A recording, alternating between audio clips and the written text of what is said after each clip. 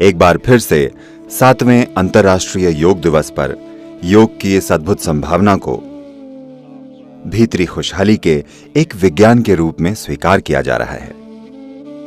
धर्म नहीं, विश्वास प्रणाली नहीं, फिलॉसफी या विचारधारा नहीं, बल्कि भीतरी खुशहाली का विज्ञान। जैसे बाहरी खुशहाली के विज्ञान है, ये भीतरी खुशहाली का विज्ञान है। इसी दिन 15,000 साल से ज्यादा समय पहले आदि योगी दक्षिण की ओर मुड़े थे।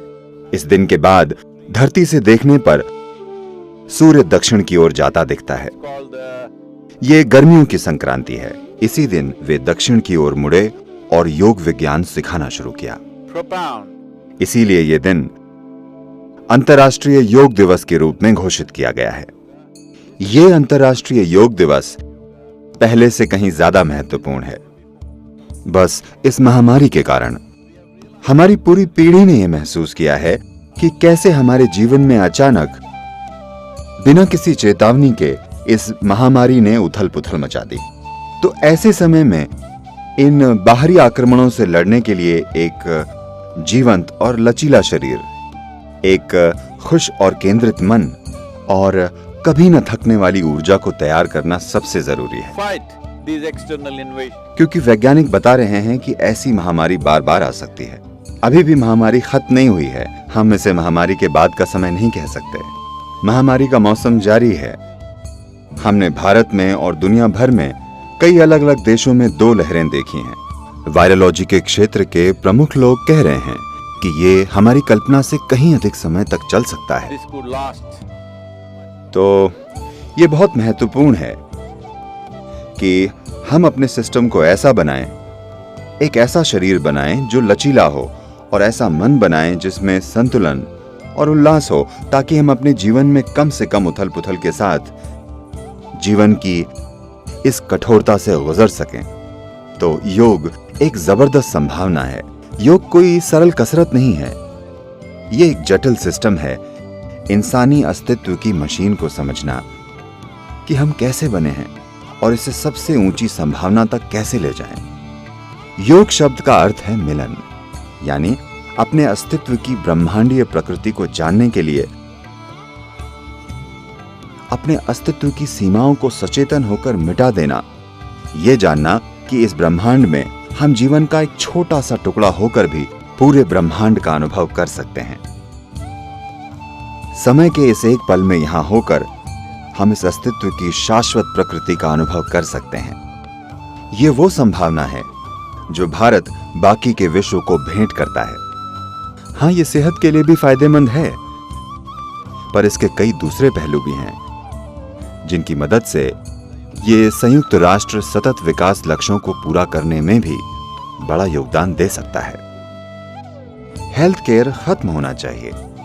सेहत और खुशहाली हमें समझना होगा, ये सिर्फ हमारे भीतर से ही आ सकती है। डॉक्टर और वैज्ञानिक बीमारी में हमारी मदद कर सकते हैं, पर सेहत कभी किसी डॉक्टर या चिकित्सा से जुड़े व्यक्ति के माध्यम से नहीं मिल सकती। ये सिर्फ हमारे भीतर से ही आ सकती है। अगर हम इसे समझें, सेहत यानी सिर्फ रोग मुक्त होना नहीं है। सेहत यानी आप जीवन के शिखर पर हैं। बात आपके शरीर की हो या मन की हो या भावनाओं की हो या ऊर्जा की, आपकी हर चीज सबसे ऊंचे स्तर पर होनी चाहिए। यही सेहत है और हमें इससे कम लक्ष्य नहीं रखना चाहिए।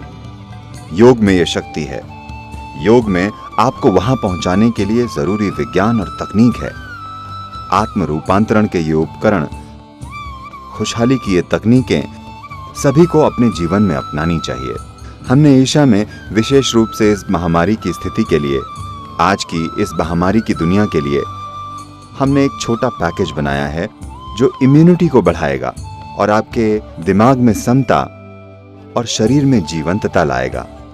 ये एक बहुत ही सरल पैकेज है। दिन में कुछ मिनट लगाइए। ये ऑनलाइन निःशुल्क उपलब्ध है। कृपया इसका उपयोग करें। ये उन लोगों के लिए पूरी जानकारी और गहराई में उपलब्ध है जो रुचि रखते हैं, और उनके लिए एक सरल पैकेज में उपलब्ध है जो बस सरल अभ्यास करना चाहते हैं। ये हर जगह फ्री उपलब्ध है और समर्पित वॉलंटियर हमेशा उन संभावनाओं के बारे में कॉल पर बात कर सकते हैं ताकि आप इसका लाभ उठा सकें। इस धरती पर सभी को इसका इस्तेमाल करना चाहिए।